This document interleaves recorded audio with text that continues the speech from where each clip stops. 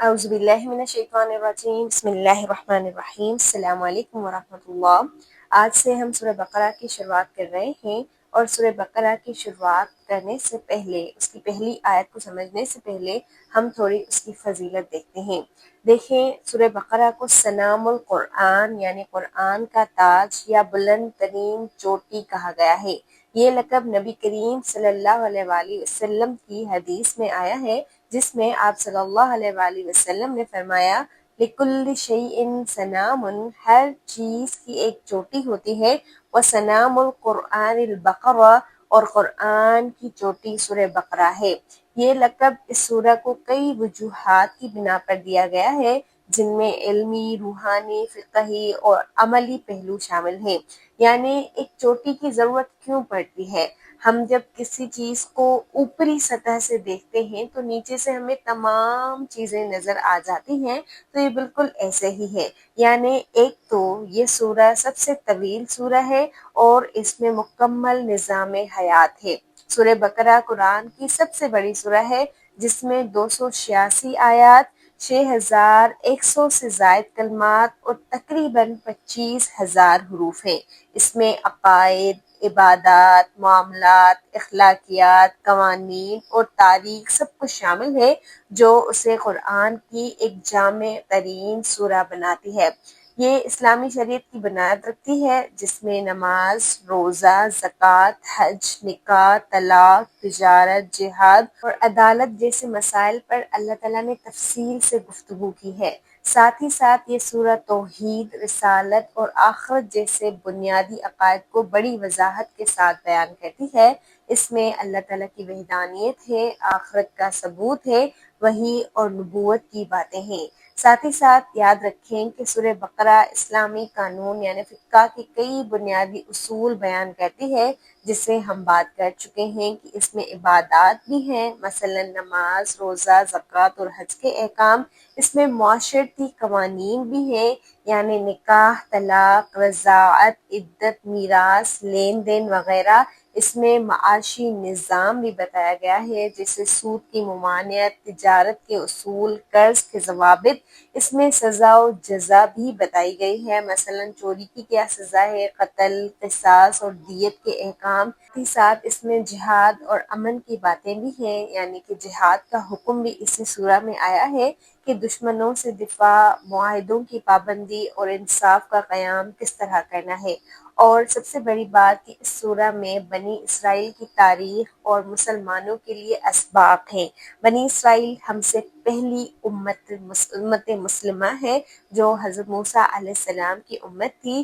ان کی نافرمانیاں، انہوں نے کس طرح اللہ تعالیٰ کے احکامات کو رد کیا، یہ تمام تفصیل، یا ان کے ذریعے ہم کیا سیکھ سکتے ہیں، یہ تمام تفصیل بھی آپ کو سورہ بقرہ میں ملے گی۔ اس لیے آپ کو ملے گا کہ اس سورہ میں ہمیں امت وسط یعنی درمیانی امت کی حیثیت سے چنا گیا ہے، اور ہم پر یہ ذمہ داری عائد کی گئی ہے کہ ہم لوگوں کو دین سکھائیں۔ ہم درمیان کی امت ہیں، کیونکہ پہلی امت ہم سے گزر گئی، اور اب ہم ہیں، اور ہمارے بعد جو آگے آنے والے لوگ ہیں، ان کو ہم دین اور اسلام کس طرح سمجھائیں گے۔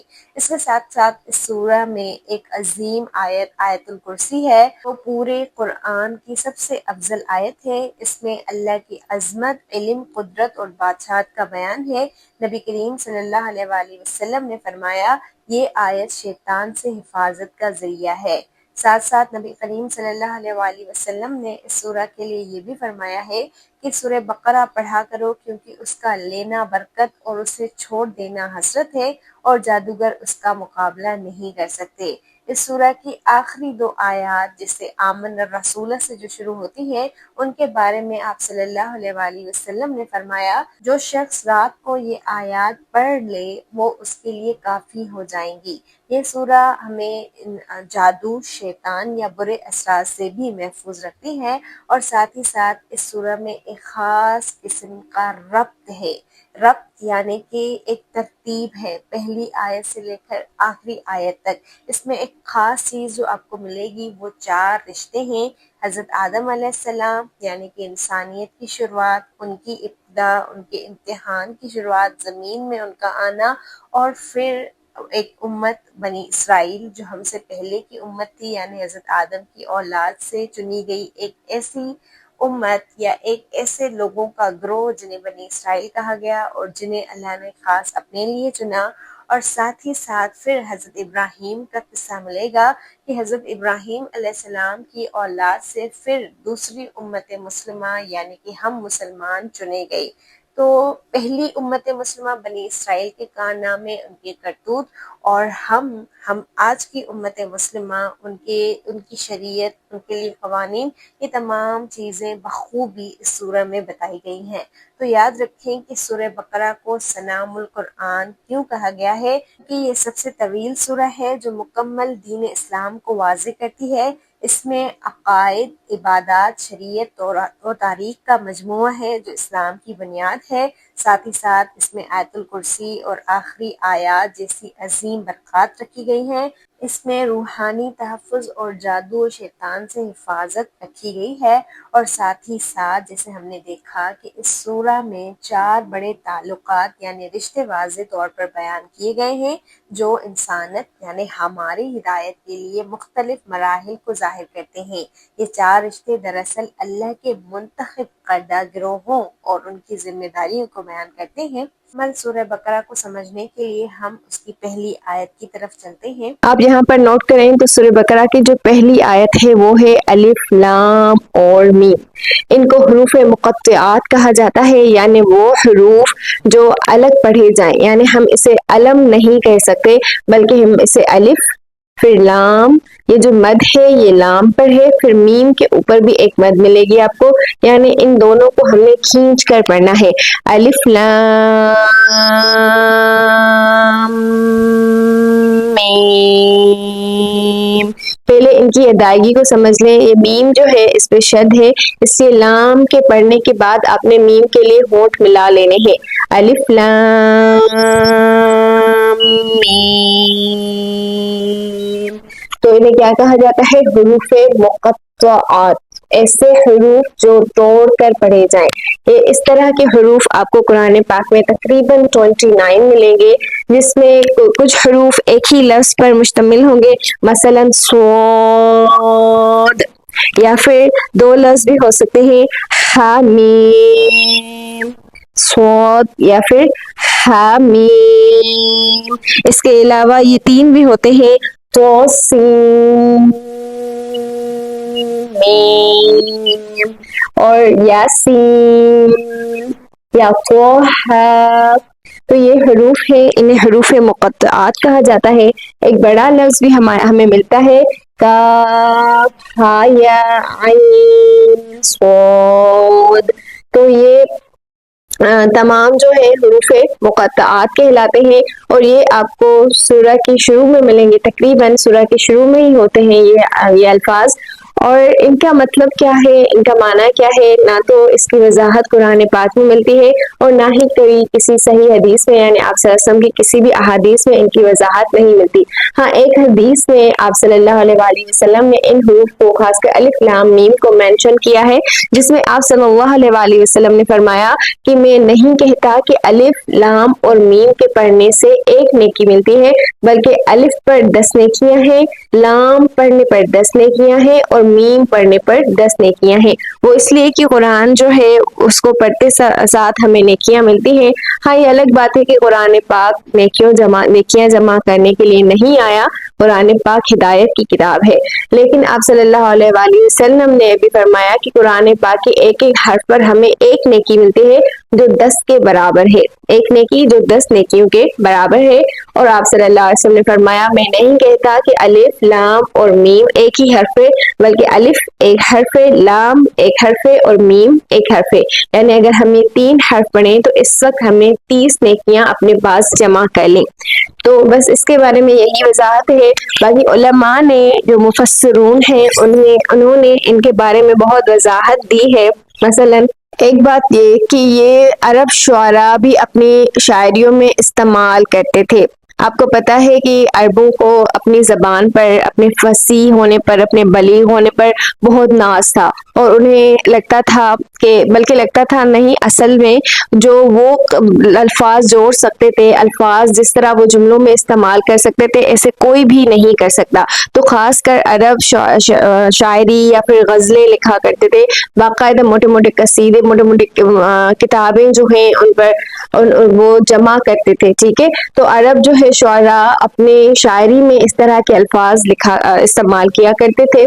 اور دوسری بات یہ کہ یہ ایک چیلنج بھی اللہ کی طرف سے. چیلنج کیسے؟ کہ اگر اللہ کی کتاب میں سے لانا چاہتے ہو تو لے آؤ، یعنی کہ تم ایک الگ حرف بھی نہیں بنا سکتے. عرب شعراء استعمال کرتے تو وہ یہ حرف نہیں تھے، وہ ان کے اور اپنے حساب سے حرف تھے.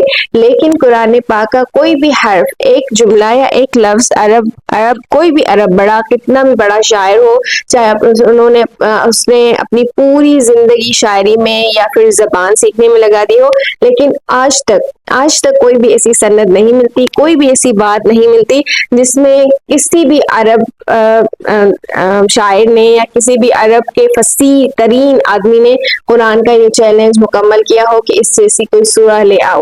تو اس قرآن کو ہرانا یا اس قرآن کے جیسا دوسرا کلام لانا کسی کے بس کی بات نہیں تھی. تیسری چیز جو اس کے اندر آتی ہے وہ یہ ہے کہ ہم نے اللہ تعالیٰ سے اہدنا الصراط المستقیم مانگا تھا نا، ہدایت. آپ کو یاد ہوگا سورہ فاتحہ میں ہم نے اللہ تعالیٰ سے کیا مانگا؟ اہدنا الصراط المستقیم، اللہ ہمیں ہدایت دے. ٹھیک ہے، تو یہ اس ہدایت کا جواب ہے. کیسے جواب؟ دیکھیں، سب سے پہلے تو یہ کہ اللہ تعالیٰ نے ہمیں قرآن پاک پورا ہدایت کے طور پر دے دیا. یعنی اگر ہمیں ہدایت چاہیے تو یہ قرآن لو اور اس پر چلو، اس میں تمہیں ہدایت مل جائے گی. لیکن جیسے ہی میں نے قرآن پڑھنا شروع کیا تو مجھے شروع میں کیا ملا؟ الف لام میم، یعنی ایسے حروف جن کے معنی کسی کو بھی نہیں پتا، یعنی جن کے معنی میں سمجھ نہیں سکتی. تو اس کا مطلب یہ ہوا کہ اللہ تعالیٰ نے ہدایت تو دی ہے ہمیں، لیکن اس کو ہم اتنا ہی سمجھ سکتے ہیں جتنا اللہ تعالیٰ ہمیں سمجھانا چاہیں. پوائنٹ کو نوٹ کیجیے گا. ٹھیک ہے، ہمیں ہدایت قرآن سے مل سکتی ہے اور یہ ہدایت ہی کی کتاب ہے، اس میں ہدایت ہی ہے، لیکن یہ ہدایت جتنی اللہ سمجھانا چاہے اتنی ہم سمجھ سکتے ہیں. اگر کوئی چیز اللہ ہمارے سامنے مخفی رکھنا چاہے تو ہم چاہے کتنی بھی کوشش کریں ہم اس چیز کو، ہم اس نالج کو، ہم اس علم کو حاصل نہیں کر سکتے. تو ہمیں سمجھنا ہے جتنا ہم سمجھ سکتے ہیں یا اللہ جتنا ہمیں سمجھائے، باقی ہمارے بس کی بات نہیں ہے. اور جو چوتھی پوائنٹ مفسرون لکھتے ہیں الف لام میم کے بارے میں، وہ یہ ہے کہ یہ سورہ یعنی سورہ بقرہ مدنی سورہ ہے. ٹھیک ہے، کون سی سورہ ہے؟ یہ مدنی سورہ ہے اور یہ مدینے کے شروع کے دنوں میں نازل ہوئی تھی. یہ ہو سکتا ہے کہ جب آپ صلی اللہ علیہ وسلم مدینے آ رہے تھے مکہ کو چھوڑ کر تب راستے میں بھی نازل ہوئی، یا پھر مدینہ کے شروع میں 1 سال یا اس سے مزید کچھ وقت یا کچھ کم وقت، اس وقت میں سورہ بقرہ نازل ہوئی تھی. ٹھیک ہے، تو اس وقت مدینے میں رہتے تھے بنو اسرائیل، اور بنو اسرائیل کے لیے کہا جاتا ہے کہ ان کے پاس بہت علم تھا، بہت علم. یعنی وہ خود کو بہت بڑے عالم سمجھتے تھے. اتنے عالم کے جو پورے ہیں ہماری انگلیوں کے، یا ان کی انگلیوں کے جو پورے تھے وہ پورے سیاہ ہو گئے تھے. یعنی اتنا لکھتے تھے کہ لکھ لکھ کر ان کی جو انگلیاں ہیں وہ سیاہ ہو گئی تھی. یعنی ان میں وہ داغ پڑ گئے تھے انک کے، یعنی لکھ لکھ کے. تو بنو اسرائیل اپنے آپ کو بہت بڑے عالم سمجھتے تھے، علماء سمجھتے تھے، اور پھر وہ جو عرب تھے، مکہ کے لوگ انہیں امی کہتے تھے. ٹھیک ہے، مکہ کے لوگوں کو امی کہتے تھے. اور آپ کو پتا ہے کہ آپ صلی اللہ علیہ وآلہ وسلم کی جو صفات ہیں ان میں ایک صفت ان کی امی بھی ہے. آپ صلی اللہ علیہ وسلم امی اور کہا جاتا ہے ایسا جاہل، ایسا ان پڑھ کہ اپنی ماں کے پیر سے ابھی نکلا ہے. اور یہ کوئی برائی نہیں ہے، اس لفظ کو آپ صلی اللہ علیہ وسلم کے خوبی کے طور پر نا اللہ تعالیٰ نے قرآن پاک میں واضح کیا ہے. جب انشاءاللہ وہ آیت آئے گی تو ہم اس پر بات کریں گے. ابھی معاملہ یہ ہے کہ الف لام میم کو کیسے مفسرون نے واضح کیا ہے. تو جب یہ مدینے میں سورہ نازل ہوئی تو مدینے میں جب آپ صلی اللہ علیہ وسلم نے پڑھا الف لام میم، الف لام میم، یا اسی طرح کے الفاظ سورہ اور سورہ میں بھی آئے ہیں تو مکے میں بھی نازل ہوئے ہوں گے. تو جب پڑھے لکھے لوگوں کے سامنے آپ صلی اللہ علیہ وسلم نے اس طرح کے الفاظ پڑھے، حامیم، کاف ہا یا عین صاد یا پھر طہ یاسین، تو ان کا ریئیکشن کیا تھا، خاص کر بنو اسرائیل کا، کہ بنو اسرائیل پڑھے ہوئے تھے، جب آپ کسی پڑھے ہوئے آدمی کے سامنے الفابیٹس بولیں تو انہیں سمجھ میں آ جاتا ہے کہ یہ اصل میں شروعات ہے، پڑھائی کی شروعات ہے۔ جب بھی ہم کسی چھوٹے بچے کو پڑھنے کے لیے بھیجتے ہیں یا پڑھاتے ہیں تو ہم اسے الفابیٹ سے شروع کرتے ہیں، آپ کو یاد ہوگا، اور یہی الفابیٹس تو ہے، اردو کے الفابیٹس الگ ہیں، انگریزی کے الفابیٹس الگ ہیں، اور عربی زبان کے الفابیٹس الگ ہیں، تو یہ الفابیٹس ہی ہیں جن کو ہم شروع میں پڑھتے ہیں۔ تو جب بنو اسرائیل کے سامنے یا مکہ کے کچھ سرداران کے سامنے جن کو علم تھا، جب ان کے سامنے یہ الفاظ پڑھے گئے تو وہ بہت شوق میں آ گئے کہ یہ کیا، اس کو یہ کون سکھا رہا ہے، کون اسے یہ تعلیم دے رہا ہے۔ یعنی آپ صلی اللہ علیہ وسلم نہ خود مکہ سے باہر گئے ہیں، نہ باہر سے کوئی نیا آدمی مکہ میں آتا ہے کہ آپ صلی اللہ علیہ وسلم کو سکھائیں، نہ ہی آپ صلی اللہ علیہ وسلم کا اٹھنا بیٹھنا کسی کے ساتھ ہے، پھر اسے یہ کون سکھاتا ہے۔ یعنی یہ ایک بہت بڑا دھچکا تھا ان لوگوں کے لیے جب ان کے سامنے اس طرح کے حروف پڑھے گئے۔ تو یہ کچھ وضاحت تھی الف لام میم کے حوالے سے۔ اس کے علاوہ جو سورہ بقرہ کی دوسری آیت ہے وہ ہے ذالک الکتاب لا ریب فیہ۔ یہاں پر آپ کو فی کے پاس یہاں پر بھی جیم چھوٹا سا نظر آئے گا اور یہاں پر بھی چھوٹا سا جیم نظر آئے گا، تو یہ کس لیے ہے؟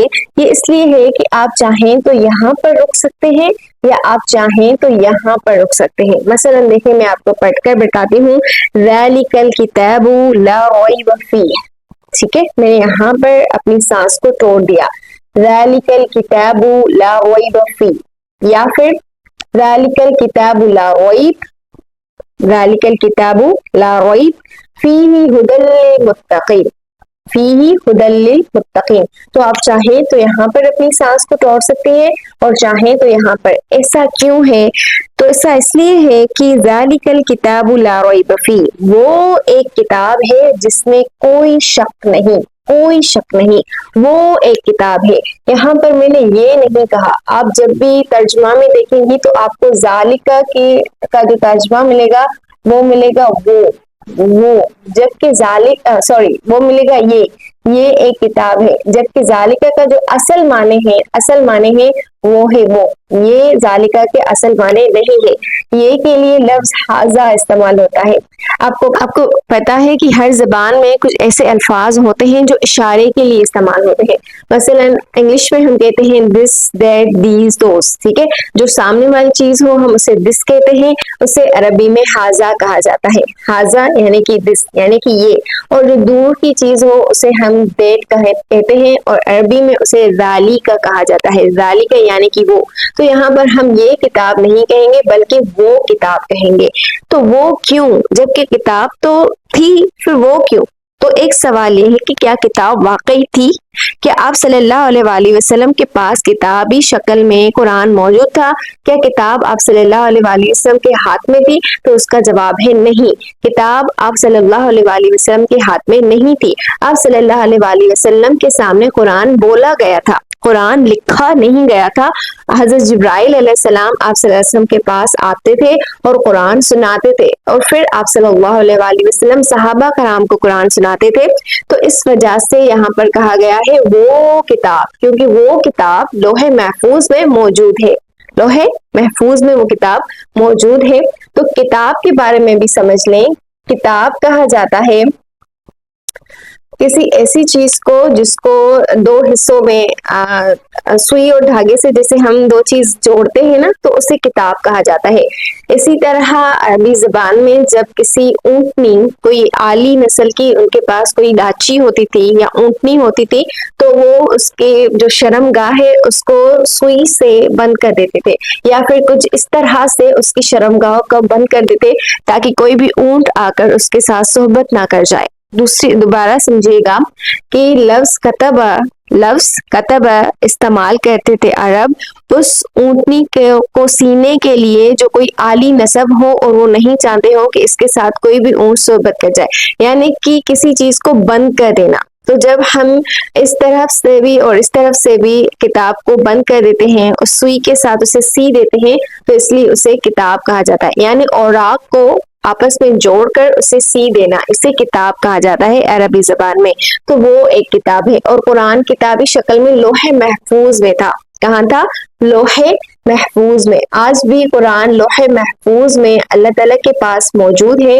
ہمیں جو کتاب ملی وہ زبانی ملی تھی، اس کے بعد آپ صلی اللہ علیہ وسلم کی وفات کے تقریباً 1 یا 1.5 سال کے بعد اس قرآن کو جوڑا گیا تھا، ٹھیک ہے، اس قرآن کو ترتیب دی گئی تھی، اور وہ ترتیب بھی اللہ تعالیٰ نے صحابہ کو سمجھائی تھی، یعنی وہ پوری ترتیب وہی ہے جو لوح محفوظ میں ہے، ایسا کہا جاتا ہے، ایسی کوئی سند نہیں ہے، لیکن غور کرنے سے یہی پتا چلتا ہے کہ اس کی جو ترتیب ہے وہ لوح محفوظ کے قرآن کی طرف سے ہے، قرآن جیسی ہے، واللہ عالم۔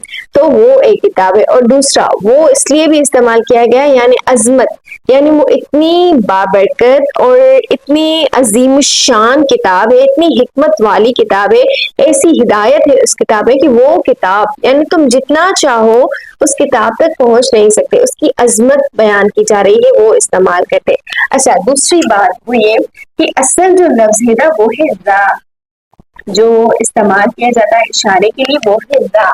را اشارے کے لیے اصل لفظ استعمال ہوتا ہے را، جو لی اور کا ہے وہ اس سے سمجھے آپ کہ آپ کسی کا ہاتھ پکڑ رہے ہیں، ہاتھ پکڑ رہے ہیں اور اسے آپ جھنجھوڑ رہے ہیں اور کہہ رہے ہیں وہ دیکھو وہ دیکھو۔ مثلا 2 دوست ہیں آپس میں، وہ کہیں گھومنے گئے ہیں، ایک دوست نے آسمان پر کوئی انوکھی چیز دیکھ لی، تو پھر وہ اپنے دوست کو ہاتھ پکڑ کر اسے کھینچے گا اپنی طرف، یعنی اپنی طرف متوجہ کرے گا اور اسے کہے گا ذالکا ذالکا وہ دیکھو، ذالکا وہ دیکھو۔ تو اس لیے اصل لفظ را ہے، را لیکا اس کو جس کو بتایا جا رہا ہے اس کی توجہ اپنی طرف کھینچنے کے لیے استعمال ہوتا ہے، ٹھیک ہے۔ تو ذالکل کتاب وہ ایک کتاب ہے۔ اب اس کتاب میں کیا ہے، اس کتاب کے بارے میں مزید جو بتایا جا رہا ہے وہ یہ ہے لا ریب، یہ کتاب لا ریب ہے، لا ریب، لا ریب کہ یہ جو زبر ہے اس کو نوٹ کر لیں۔ اس طرح کے میں اور الفاظ آپ کے سامنے لکھتی ہوں، مثلا لا الہ، لا الہ، آپ دیکھیں لا کے بعد ایک زبر، اسی طرح لا اکراہ، لا اکراہ، لا عاصمہ، لا عاصمہ۔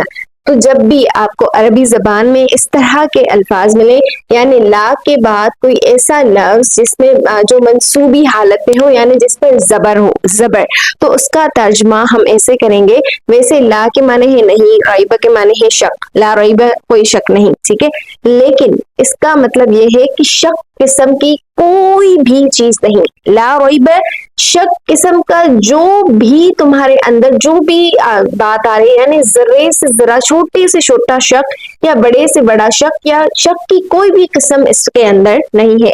جیسے ہم کہتے ہیں لا الہ، کوئی بھی الہ نہیں، کوئی الہ ہے ہی نہیں الا اللہ، سوائے اللہ کے۔ اسی طرح لا اکراہ، سختی ہے ہی نہیں، سختی ہے ہی نہیں۔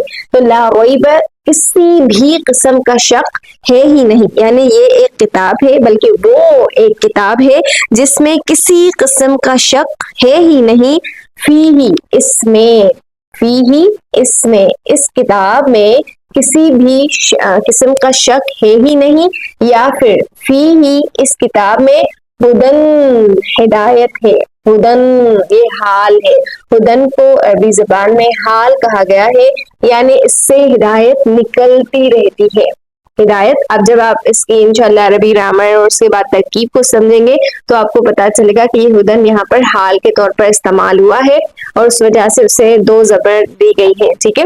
تو ہدن یہ ایک حال ہے، یعنی اس سے ہدایت نکلتی رہتی ہے، اس سے ہدایت نکلتی، اس میں کسی قسم کا شک ہے ہی نہیں، اور اس کتاب میں یہ جو ہے یا تو یہاں پر لوٹ رہا ہے یا پھر یہاں پر لوٹ رہا ہے، یعنی اس میں کسی قسم کا شک ہے ہی نہیں، اور اس میں فی کے معنی ہے اس میں، اس میں کس میں، اس کتاب میں، ٹھیک ہے، اس کتاب میں کسی قسم کا شک ہے ہی نہیں، اور اس کتاب میں ہدن ہدایت ہے، ہدن ہدایت ہے، اور ہدایت حال یعنی اس سے ہدایت نکلتی رہتی ہے، نکلتی رہتی ہے۔ آپ جتنا اس کتاب کے قریب آئیں گے اتنی ہدایت آپ کو ملتی چلی جائے گی۔ تو اس میں ہدایت ہے، اور ہدایت کس کے لیے ہے اس کا جواب آگے آ رہا ہے، للمتقین، ہدل للمتقین، اس میں ہدایت ہے متقین کے لیے۔ متقین کون ہوتے ہیں؟ یہ تقوی کیا ہے؟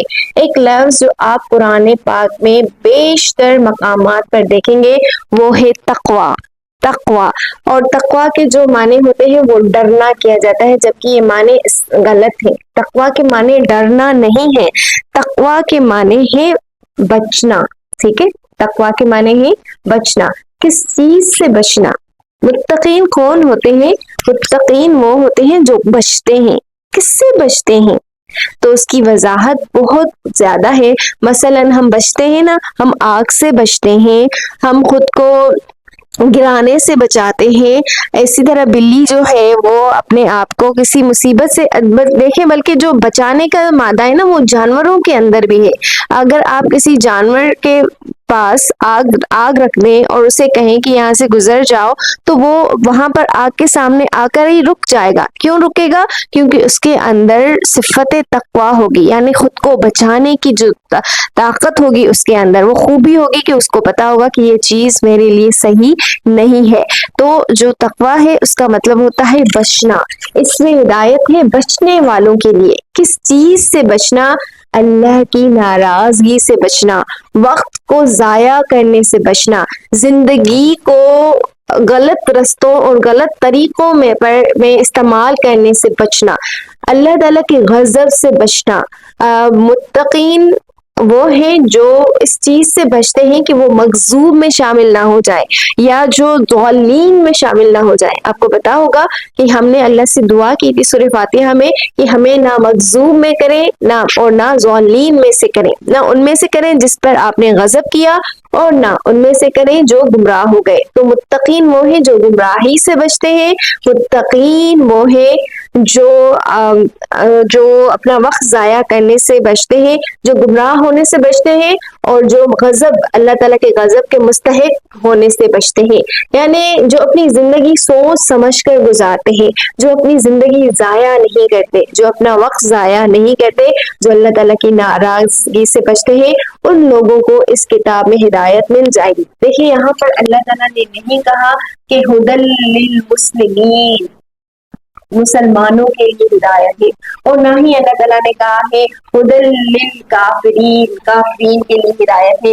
یا ہدل للمنافقین، منافقین کے لیے ہدایت ہے، بلکہ یا پھر ہدل للناس، لوگوں کے لیے ہدایت ہے۔ اللہ تعالیٰ نے کہا ہے ہدل للمتقین، اس کتاب میں ہدایت تو ہے، ہدایت تو ہے، لیکن متقین کے لیے۔ جو متقی نہیں ہوگا نا تو ہو سکتا ہے کہ اسے اس کتاب میں شک مل جائے۔ ہم نے پڑھا نا لا ریب، اس کتاب میں کسی قسم کا شک ہے ہی نہیں، لیکن اگر کوئی متقی نہیں ہوگا، اگر کسی کے اندر صفت تقوی نہیں ہوگی، یعنی خود کو بچانے کی صلاحیت نہیں ہوگی، اپنی فکر نہیں ہوگی، تو اس کو اس کتاب میں شک ہی مل سکتا ہے، بلکہ پھر اس کو اس کتاب میں ہدایت نہیں ملے گی۔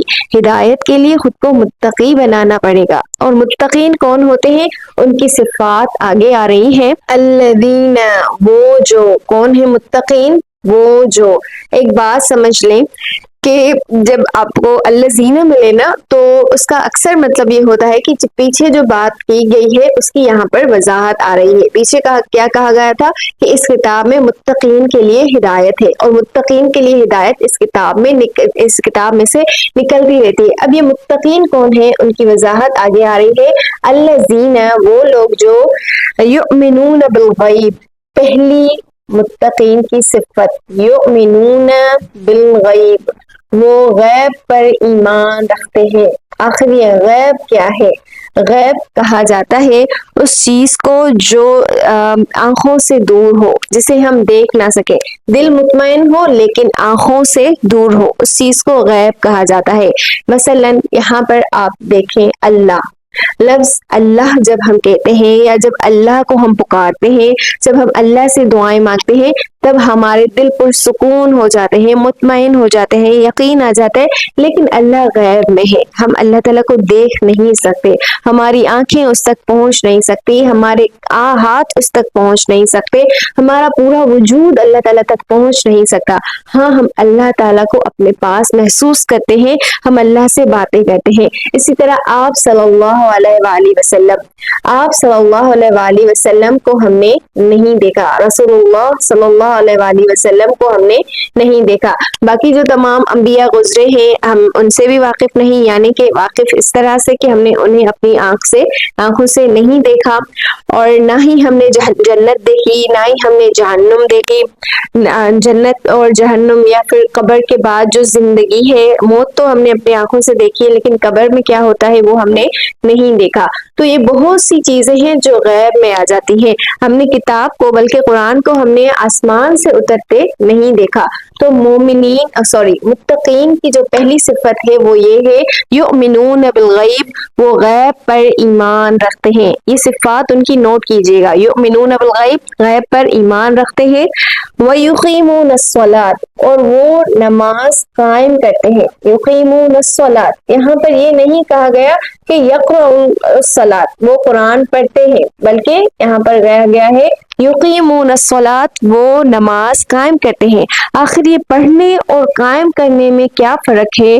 تو جب کوئی پڑھتا ہے تو وہ اپنے حساب سے اپنے لیے پڑھتا ہے، پڑھ لی بات ختم۔ لیکن جب قائم کرنے کی بات آتی ہے نا، قائم کرنے کی، تو اسے جماعت کی ضرورت ہوتی ہے۔ جماعتی، اکیلے کوئی شخص کچھ بھی قائم نہیں کر سکتا۔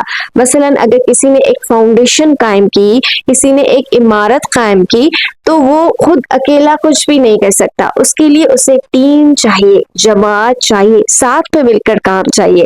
تو یقیمون الصلاۃ، اس کا مطلب ہے کہ وہ نماز قائم کرتے ہیں، یعنی ایک دوسرے سے جڑے ہوئے ہوتے ہیں، وہ اکیلے کچھ نہیں کر سکتے، وہ ایک دوسرے کے ساتھ ہوتے ہیں۔ جیسے آپ صلی اللہ علیہ وسلم نے فرمایا کہ جماعت پر برکت ہے، اللہ کا ہاتھ ہے۔ تو اسی طرح جو ہے وہ جو متقین ہیں وہ ایک دوسرے سے جڑے ہوئے ہوتے ہیں، یعنی ایک دوسرے کا سہارا ہوتے ہیں، وہ ایک ساتھ مل کر اللہ تعالیٰ کی عبادت کرتے ہیں، اور جب کوئی ایک نیچے ہو جائے یا پیچھے ہو جائے یا تھک جائے تو دوسرا اسے مضبوطی دیتا ہے۔ وَيُقِيمُونَ الصَّلَاةَ، اور وَيُقِيمُونَ الصَّلَاةَ کے ایک گہری معنی یہ بھی ہوں گے کہ وہ اللہ تعالیٰ کا دین مل کر قائم کرتے ہیں۔ اللہ کو پہچان لینے کے بعد، غیب پر یقین رکھ لینے کے بعد، ایمان رکھ لینے کے بعد، سر تسلیم خم کر لینے کے بعد، وہ پھر اللہ تعالیٰ کے جو قوانین ہیں، اللہ تعالیٰ کے جو قاعدے ہیں، اللہ تعالیٰ کی جو شریعت ہے، وہ ایک ساتھ پکڑتے ہیں، ایک امت بن جاتے ہیں۔ کون ہے متقین؟ جو ایک امت بن جاتے ہیں، جو ساتھ مل کر ایک اللہ کے ہو جاتے ہیں۔ تو دوسری صفت ان کی یہ ہے۔ تیسری صفت یہ ہے کہ وَمِمَّا رَزَقْنَاهُمْ يُنْفِقُونَ، وَمِمَّا رَزَقْنَاهُمْ يُنْفِقُونَ، اور جو انہیں رزق دیا گیا ہے اس میں سے خرچ کرتے ہیں۔ یہاں پر اللہ تعالیٰ نے نہیں کہا کہ جو وہ کماتے ہیں، اللہ تعالیٰ نے یہاں پر یکسبون نہیں کہا، نوٹ کیجئے گا کہ اللہ تعالیٰ نے نہیں کہا کہ وَمِمَّا رَزَقْنَاهُمْ يُنْفِقُونَ، جو اللہ تعالیٰ نے یہاں پر یہ کہا کہ ہم انہیں جو رزق دیتے ہیں ان میں سے خرچ کرتے ہیں، یہ نہیں کہا کہ جو وہ خود کماتے ہیں اس میں خرچ کرتے ہیں۔ تو رزق اللہ تعالیٰ کی دی ہوئی نعمتیں ہیں ہمارے پاس، رزق سے مراد مال نہیں ہے۔ تو یہاں پر نوٹ کر لیں کہ رزق جو ہے وہ مال نہیں ہے۔ رزق کہا جاتا ہے ہر وہ چیز جو ہمارے لیے فائدہ مند ہو، مثلا ہماری زبان، ہمارے ہاتھ، ہمارے پیسے، ہمارا گھر، اور اسی طرح ہماری اولاد، ٹھیک ہے، جو ہمیں فائدہ دے، ہر وہ چیز جو ہمیں فائدہ دے وہ رزق ہے۔ ہمارا وقت ہمیں کتنا فائدہ دیتا ہے نا، تو رزق ہے یہ تمام چیزیں، اور یہ تمام چیزیں ہم اللہ کے لیے خرچ کرتے ہیں جو رزق اس نے دیا ہے، اور ہم ایک ایک چیز کے لیے اللہ کے محتاج ہیں، ہم کچھ بھی خود نہیں کر سکتے، تو جو رزق انہیں ہم نے دیا ہے ان میں سے خرچ کرتے ہیں۔ یہ ہے ایک متقین کی صفت نمبر 3۔ Number 1، number 2، number 3۔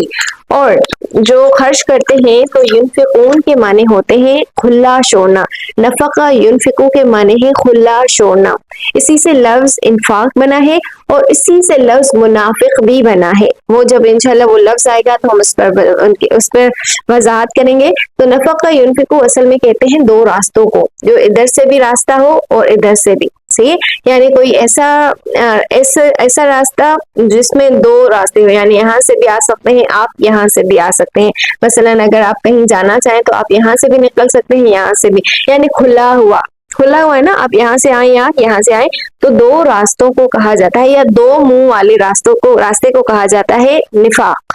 تو اسی سے بنا ہے لفظ ینفقون، یعنی وہ اپنے مال کو کھلا رکھتے ہیں، وہ اس کو چھپاتے نہیں ہیں، اپنے گردنوں سے لگا نہیں دیتے، بلکہ اللہ کے رزق میں سے خرچ کرتے ہیں۔ اور جیسے کہ آپ صلی اللہ علیہ وسلم نے فرمایا، اللہ کی قسم، اللہ کی راہ میں دیا ہوا مال کم نہیں ہوتا، گھٹتا نہیں ہے، بلکہ اس میں برکت آ جاتی ہے۔ اللہ نے دیا ہے، ظاہر ہے اللہ کے خزانے تو کبھی کم نہیں ہوں گے نا، تو پھر وہ اس میں بڑھتا چلا جاتا ہے، بڑھتا چلا جاتا ہے۔ بس یہ ہم شیطان جو ہے وہ ہمیں سنائی سے اور اس کے کھو جانے کے خوف سے یا ختم ہو جانے کے خوف سے ڈراتا ہے۔ ہمارے رب کے پاس تو بہت سے خزانے ہیں، وہ اگر ہمیں دے سکتا ہے تو اوروں کو بھی دے سکتا ہے، لیکن اللہ تعالیٰ بندوں کو بندوں سے آزماتا ہے۔ اللہ تعالیٰ آزماتا ہے کہ میں نے اس کو دیا ہے، اب یہ اس کو دے رہا ہے یا نہیں دے رہا۔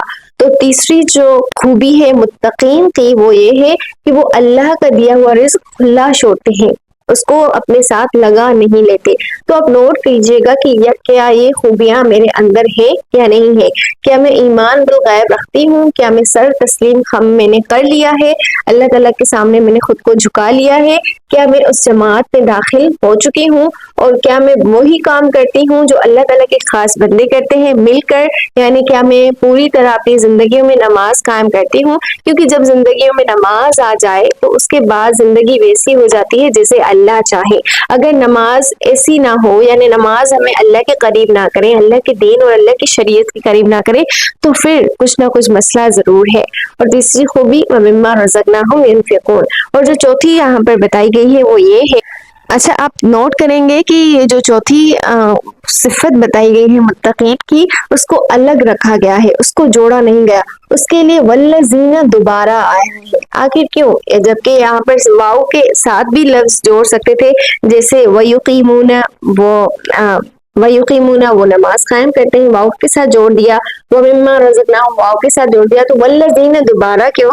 تو اس کی پیچھے وجہ یہ ہے کہ یہ ایک بہت ہی خاص صفت ہے جو ان کی ہے، وہ ہے وَالَّذِينَ يُؤْمِنُونَ بِمَا أُنزِلَ إِلَيْكَ، وہ ایمان رکھتے ہیں بِمَا أُنزِلَ إِلَيْكَ، جو نازل کیا گیا آپ کی طرف، یہ مجہول ہے، نازل کیا گیا، یقیناً نازل اللہ تعالیٰ کی طرف سے ہوا ہے، لیکن یہاں پر اللہ تعالیٰ نے خود کو مینشن نہیں کیا، بس جو نازل کیا گیا۔ کیوں؟ کیونکہ اللہ تعالیٰ نے حضرت جبرائیل کو دیا، پھر حضرت جبرائیل علیہ السلام نے پیغمبروں کو دیا، تو جو نازل کیا گیا، یا پھر آپ صلی اللہ علیہ وسلم کو دیا، تو جو نازل کیا گیا آپ کی طرف، یہ یہاں پر کس چیز کی بات ہو رہی ہے؟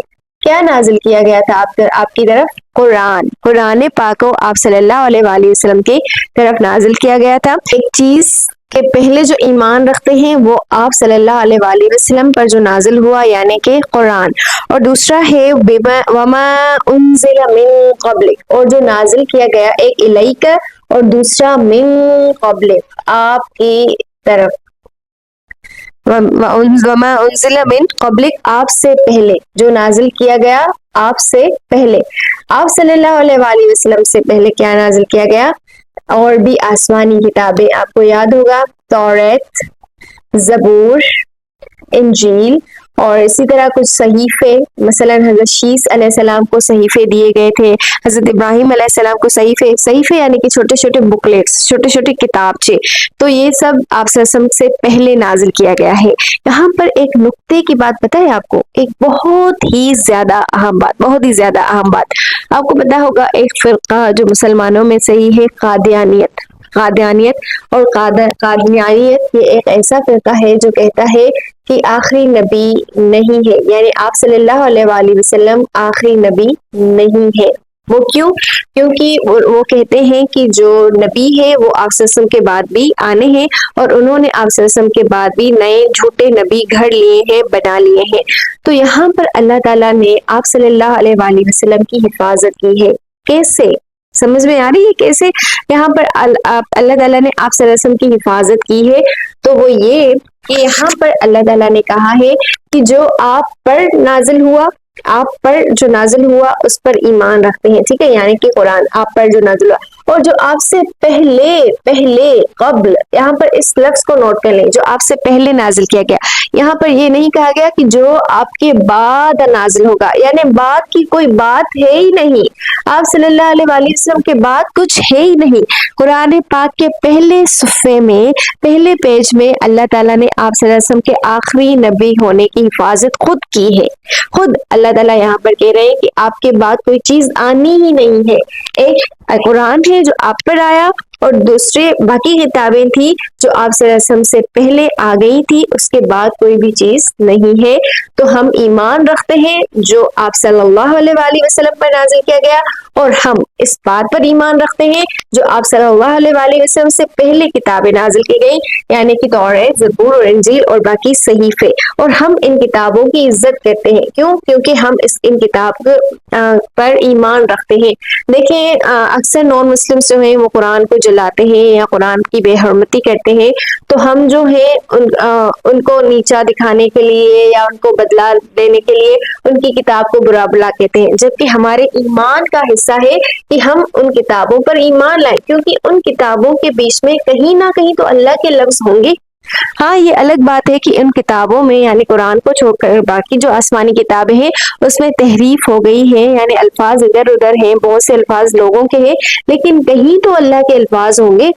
تو ہمیں ایمان ہے کہ وہ اللہ کی طرف سے آئے تھے، ہاں ہمیں اس پر یقین نہیں رکھنا، ہاں ہمیں اس پر جو ہے وہ یقین اس حساب سے کہ اس پر ہمیں چلنا نہیں ہے، اس کی شریعت کو فالو نہیں کرنا، ان کے احکامات کو فالو نہیں کرنا، لیکن ہمیں ان پر ایمان رکھنا ہے۔ تو ہم ایمان رکھتے ہیں ان پر۔ اور پھر آخری جو پوائنٹ ہے یہ نمبر 4 تھی، نمبر 4 متقین کی صفت، نمبر 5 یہ ہے، نمبر 5 اور لاسٹ جو متقین کی یہاں پر صفت بتائی گئی ہے وہ یہ ہے وَبِالْآخِرَةِ هُمْ يُوقِنُونَ۔ یہاں پر اس لفظ ہم کو سمجھ لیں، ہم وَبِالْآخِرَةِ هُمْ يُوقِنُونَ، اور آخرت پر وہ یقین رکھتے ہیں۔ ایک ہے ایمان اور دوسرا ہے یقین۔ تو ایمان اور یقین میں کیا فرق ہے؟ ایمان کہا جاتا ہے ماننا، ٹھیک ہے، ایمان یعنی کہ یقین رکھنا، ایمان بھی ایک قسم کا یقین ہی ہے، لیکن یقین کہا جاتا ہے وہ چیز جس کو آپ نے آنکھوں سے دیکھا ہو، ایمان وہ چیز جس کو ہم نے آنکھوں سے نہیں دیکھا، ہم نے اپنے اندر محسوس کی ہے، لیکن یقین ہمیں اس چیز پر آتا ہے جو ہم نے آنکھوں سے دیکھی ہو۔ تو وہ آخرت کو ایسے مانتے ہیں جیسے انہوں نے آخرت کو اپنے سامنے دیکھا ہو، جیسے آخرت ان کے بالکل سامنے کھڑی ہے اور وہ اس کو دیکھ کر اس پر ایمان رکھتے ہیں، یعنی آخرت کو بالکل ہمیں ایسے اپنے سامنے رکھنا ہے کہ یہ بالکل میرے قریب ہی ہے، جیسے آپ صلی اللہ علیہ وآلہ وسلم نے فرمایا نا کہ میں اور قیامت اس طرح ہے۔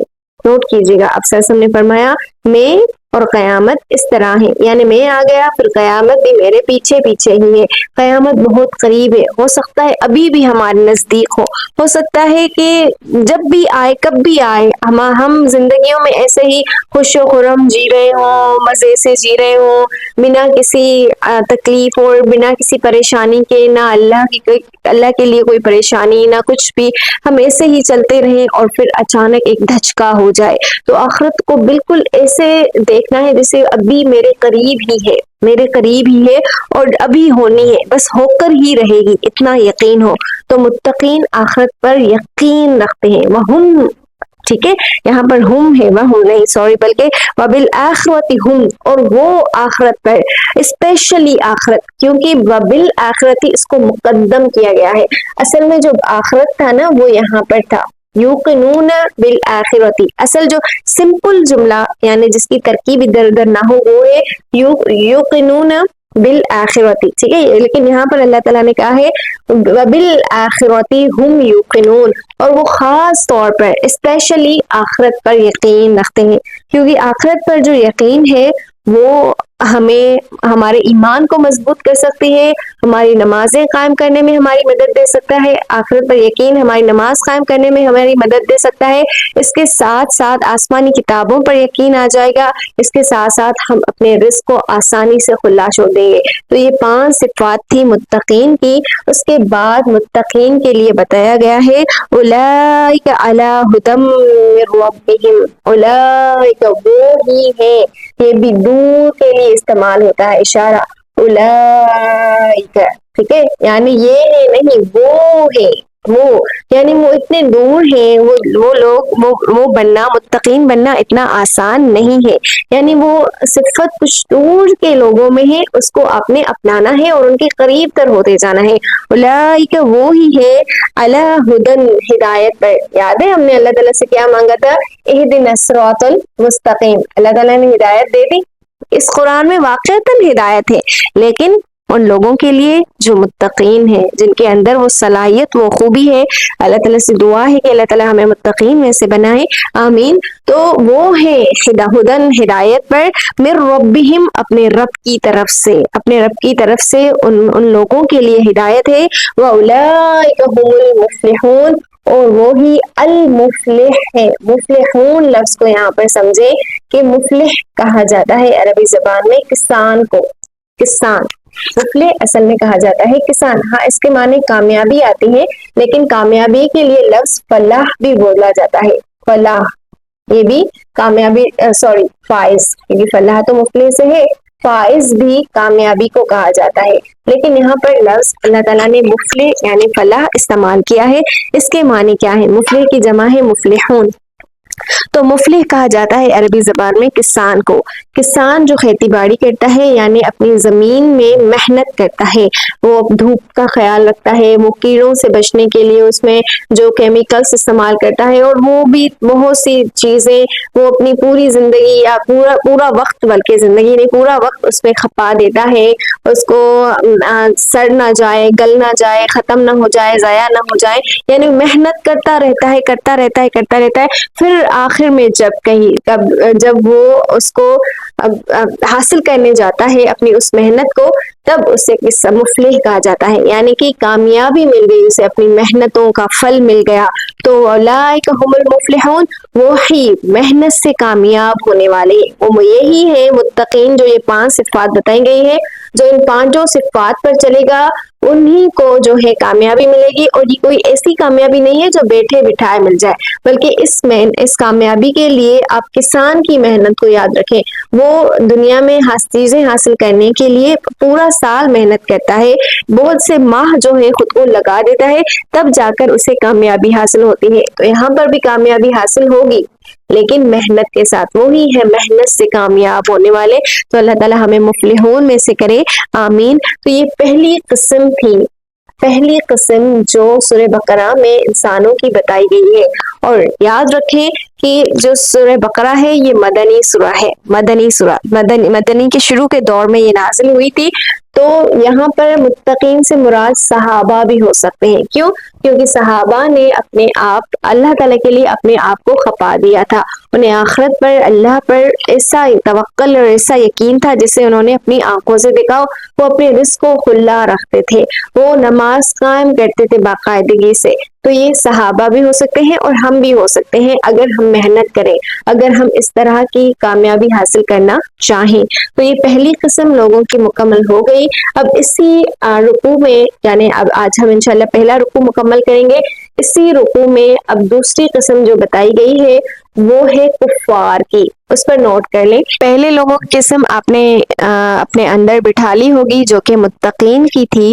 پہلے اللہ تعالیٰ نے متقین کو اپنی کتاب میں ایکسپلین کیا، اب اللہ تعالیٰ کفار کو ایکسپلین کر رہے ہیں۔ کفار، یہ کافر کی جمع ہے۔ ایسے دیکھیں، کفار جو یہاں پر مینشن کیے گئے ہیں اور جو باقی آج کے کفار ہیں ان میں بہت زیادہ فرق ہے۔ پہلے آیت کو سمجھ لیں پھر فرق کو سمجھتے ہیں۔ یہاں پر اللہ تعالیٰ نے کہا ہے ان الذین کفروا، ہاں وہ لوگ، یعنی یہاں پر اللہ تعالیٰ ہمیں انفارمیشن دے رہے ہیں، جب کسی چیز کی معلومات دی جائے تو ان استعمال کیا جاتا ہے، ٹھیک ہے۔ ان الذین کفروا، ہاں وہ لوگ، کفروا جنہوں نے کفر کیا۔ کفر کے بارے میں یعنی لفظ کفرہ کے بارے میں سمجھ لیں کہ اس کے دو معنی ہوتے ہیں، ایک ناشکری، ناشکری کے لیے بھی لفظ کفر ہی استعمال ہوتا ہے قرآن پاک میں، اور دوسری جو اس کے معنی ہے وہ ہے چھپانا۔ اصل معنی اس کے ہیں چھپانا، کفر کرنا یعنی کہ چھپانا۔ جیسے اگر کوئی کسان ہے، جب وہ بیج کو زمین میں دبا دیتا ہے، یہ زمین ہے اوپر، اور وہ بیج کو زمین کو پہلے کھول کر پھر اس میں بیج رکھتا ہے اور پھر اس زمین کو بند کر دیتا ہے، تو اس کو کفرا کہا جاتا ہے، یعنی زمین کو بیج میں چھپانے کو کفرا کہا جاتا ہے۔ تو کافر کسے کہا جاتا ہے؟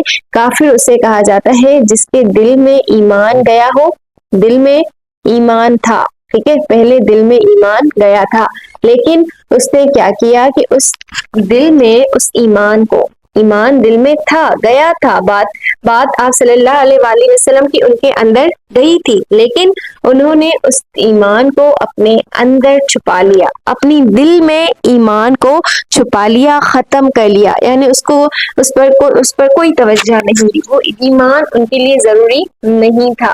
تو اس لیے کفرہ کے اصل معنی ہے انکار کرنا، لیکن اس کے جو بیسک روٹ لیٹرز معنی ہیں وہ ہے چھپانا۔ تو جب ہم چھپاتے ہیں کسی چیز کو یعنی تو پھر ہم ان کا انکار کرتے ہیں، تو ایمان کو دل میں چھپانا یہ اصل میں کفر ہے۔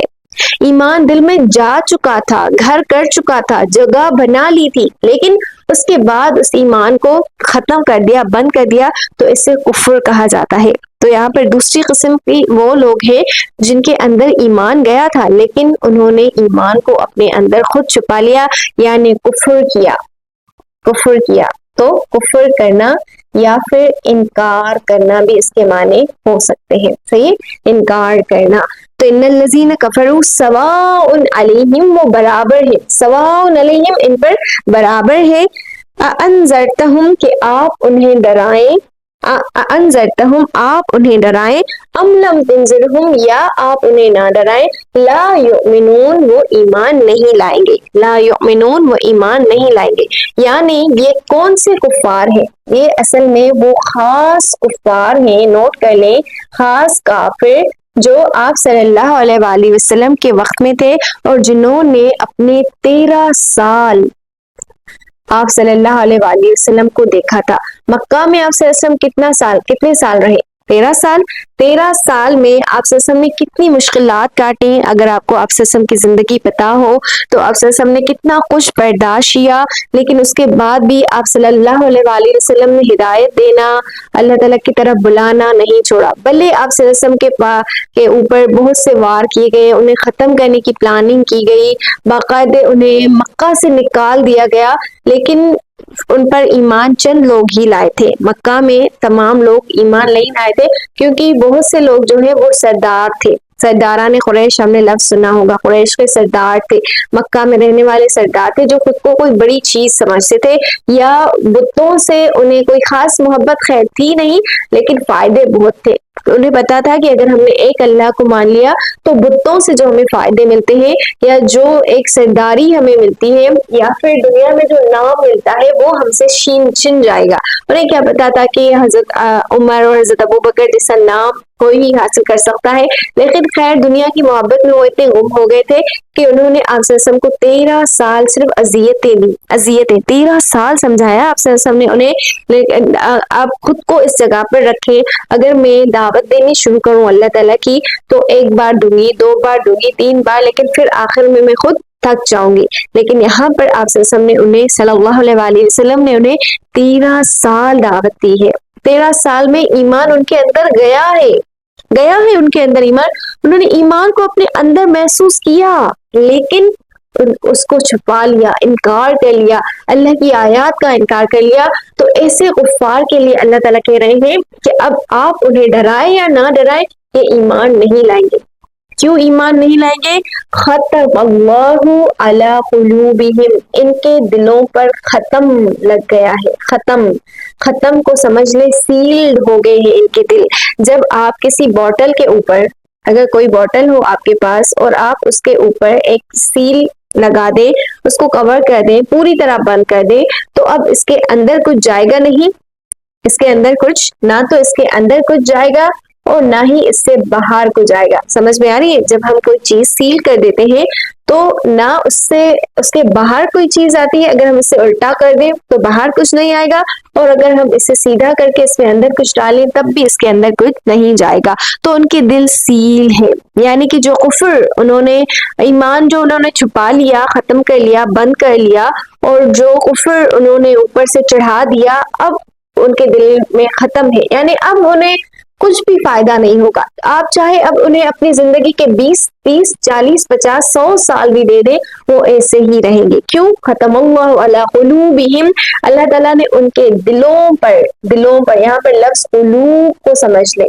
قلوب ان کے دلوں پر اللہ تعالیٰ نے مہر لگا دی ہے، سیل کر دیا ہے، ختم لگا دیا ہے۔ وعلی سمعہم، اور ان کے کانوں پر۔ یہاں پہ اللہ تعالیٰ نے پہلے قلوب کی بات کی اور پھر سمعہم ان کے کانوں کی، سماعت کو دوسرے نمبر پر لائے ہیں۔ اصل میں سورہ جاسیہ میں اللہ تعالیٰ نے پہلے سمع کی بات کی، پھر قلب کی بات کی، وہاں پر بھی مہر کی بات ہے، تو وہاں پر بھی سیل کیا ہے، لیکن پہلے کانوں کو پھر دلوں کو۔ یہاں پر اللہ تعالیٰ نے پہلے دلوں کو سیل کیا ہے۔ کیوں دلوں کو؟ کیوں؟ آپ نے نوٹ کیا ہوگا کہ یہاں پر اللہ تعالیٰ نے ہدایت کی بات کی یا شک کی بات کی، لا ریب، یاد ہے ذالک الکتاب لا ریب، تو ریب کہاں ہوتا ہے، شک کہاں ہوتا ہے؟ دل میں۔ پھر اللہ تعالیٰ نے ہدایت کی بات کی، ھدی للمتقین، ہدایت کہاں ہوتی ہے؟ دل میں، صحیح۔ اسی طرح اللہ تعالیٰ نے بات کی المتقین، تقوی کہاں ہوتی ہے؟ دل میں۔ پوائنٹ سمجھ میں آ رہی ہے؟ ریب، شک دل میں ہوتا ہے، ہدایت دل میں ہوتی ہے، تقوی کہاں ہوتا ہے؟ تقوی بھی دل میں، ٹھیک ہے، پرہیزگاری دل میں ہوتی ہے۔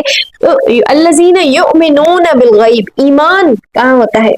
ایمان دل میں ہوتا ہے، صحیح۔ اور پھر اللہ تعالیٰ نے کہا وبالآخرۃ ھم یوقنون، یقین کہاں ہوتا ہے؟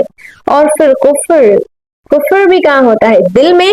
تو اللہ تعالیٰ نے ان کے دل ہی سیل کر دیے، ان کے دلوں پر ہی ختم لگا دی، ان کے دلوں پر ختم لگ گئی ہے، تو اب انہیں آپ ڈرائیں یا نہ ڈرائیں وہ ایمان نہیں لائیں گے۔ وعلی ابصارہم، اور ان کے آنکھوں پر غشاوۃ، پردہ ہے، یعنی ولہم اعین لا یبصرون بہا، ان کے پاس آنکھیں تو ہیں لیکن اس سے دیکھتے نہیں۔ دنیا کی ہر چیز نظر آئے گی، فائدہ نقصان ہر چیز، لیکن اللہ تعالیٰ پر ایمان لانے کے فائدے کو وہ نہیں دیکھ سکتے، ان کے آنکھوں پر پردہ ہے۔ وَلَهُمْ عَذَابٌ عَظِيمٌ، اور ان کے لیے عظیم عذاب ہے۔ اس عظیم لفظ کو بھی سمجھ لیں، اللہ تعالیٰ نے یہاں پر عظیم کہا ہے، علیم نہیں کہا۔ ہم انشاءاللہ آگے کی آیت میں پڑھیں گے وَلَهُمْ عَذَابٌ علیم، ان کے لیے علیم عذاب ہے۔ ایک لفظ علیم، دوسرا لفظ عظیم۔